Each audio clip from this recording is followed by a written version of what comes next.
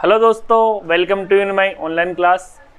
आज हम पढ़ेंगे डीएनए और आरएनए में प्रमुख अंतर। तो दोस्तों, डीएनए और आरएनए क्या होता है? डीएनए इसका पूरा नाम है डीऑक्सी राइबोस न्यूक्लिक अम्ल, जबकि आरएनए का पूरा नाम है राइबोस न्यूक्लिक अम्ल। डीएनए क्या है? डीएनए हमारा आनुवंशिक पदार्थ होता है, यानी कि जो कोशिका के अंदर जो केंद्रक होता है और केंद्रक के अंदर गुणसूत्र होते हैं, और दोस्तों गुणसूत्र के ऊपर जीन लगे होते हैं और जीन जो है डीएनए के बने होते हैं। तो कई बार आपने सुना होगा कि डीएनए की जांच की जाती है, तो डीएनए के अंदर जो न्यूक्लियोटाइड्स का जो क्रम्स होता है वो एकल जीव में एक ही टाइप्स का होता है। तो दोस्तों हम बात करते हैं, डीएनए प्रमुख आनुवंशिक पदार्थ होता है, जबकि आरएनए कुछ विषाणुओं के अंदर आनुवंशिक पदार्थ का काम करता है, यानी कुछ विषाणुओं का आनुवंशिक पदार्थ होता है। अब बात करते हैं डीएनए से आरएनए बनने की प्रक्रिया क्या कहलाती है। तो दोस्तों डीएनए से आरएनए के बनने की प्रक्रिया ट्रांसक्रिप्शन कहलाती है, यानी कि अनुलेखन कहलाती है। जबकि आरएनए से जो प्रोटीन बनता है उस प्रक्रिया को हम क्या कहते हैं? अनुवादन कहते हैं, यानी कि ट्रांसलेशन कहते हैं। अब बात करते हैं डीएनए का पूरा नाम क्या है। तो इससे पहले इसकी स्ट्रक्चर देख लीजिए। डीएनए की जो संरचना है द्विकुंडलित होती है, और वाटसन और क्रिक ने 1962 में इस संरचना को बताया था, यानी कि डबल हेलिक्स मॉडल प्रस्तुत किया था डीएनए का।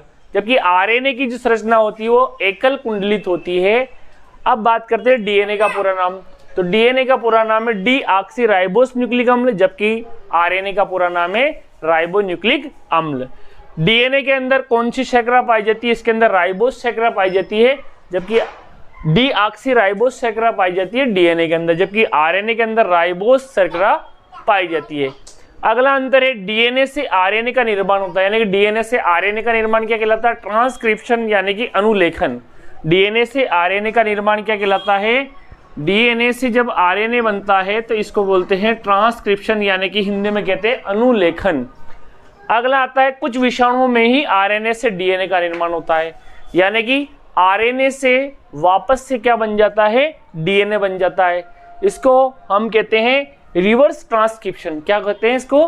Reverse transcription. लेकिन ये कुछ विषाणु वायरस के अंदर ही बनता है। अब बात करते हैं डीएनए में। तो डीएनए के अंदर किस प्रकार के नाइट्रोजन क्षारक होते हैं? तो डीएनए में एडिनिन, ग्वानिन, साइटोसिन और थाइमिन पाया जाता है, जबकि आरएनए के अंदर एडिनिन, ग्वानिन और साइटोसिन और थाइमिन नहीं पाया जाता। थाइमिन के स्थान पे यूरेसिल पाया जाता है। तो प्रमुख अंतर क्या हुआ?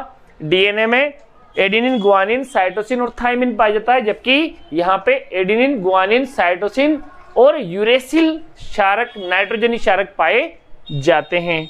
एडिनिन और थाइमिन के बीच डबल बॉन्ड होता है, जबकि जी और सी यानी कि ग्वानिन और साइटोसिन के मध्य ट्रिपल बॉन्ड होता है। यानी कि इसको आप ए से भी याद रख सकते हो। ए का मतलब ए के साथ टी जुड़ेगा, यानी कि अमर त्रिपाठी। जी के साथ सी, यानी कि गुलाब चंद।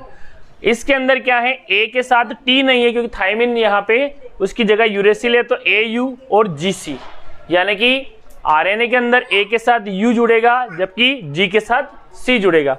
अब बात करते हैं, जो डीएनए जो होता है वो केंद्रक के अंदर पाया जाता है। कहाँ पाया जाता है? न्यूक्लियस में पाया जाता है। जबकि आरएनए कहाँ पाया जाता है? कोशिका द्रव में पाया जाता है। इसकी संरचना द्विकुंडलित होती है, जैसा कि यहाँ बताया गया है, जबकि आरएनए की संरचना एकल कुंडलित होती है, यानी कि सिंगल कुंडलित होती है। डीएनए का जो निर्माण है वो लाखों न्यूक्लियोटाइड से होता है। तो न्यूक्लियोटाइड क्या है?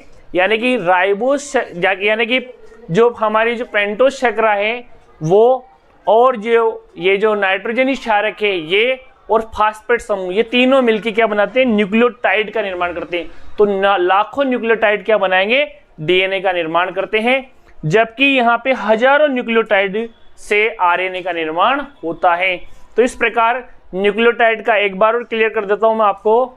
जो जितने भी राइबोस शर्करा जो हैं ये, प्लस नाइट्रोजनी क्षारक 2 प्लस फास्फेट समूह 3, ये तीनों मिलके क्या बनाते हैं? न्यूक्लियोटाइड का निर्माण करते हैं। तो इस प्रकार न्यूक्लियोटाइड का निर्माण होता है, और ये न्यूक्लियोटाइड क्या करेंगे? इस प्रकार से 3 और 5 डेज जो स्ट्रक्चर बनाते हुए एक द्विकुंडलित मॉडल बनाएंगे। किसका?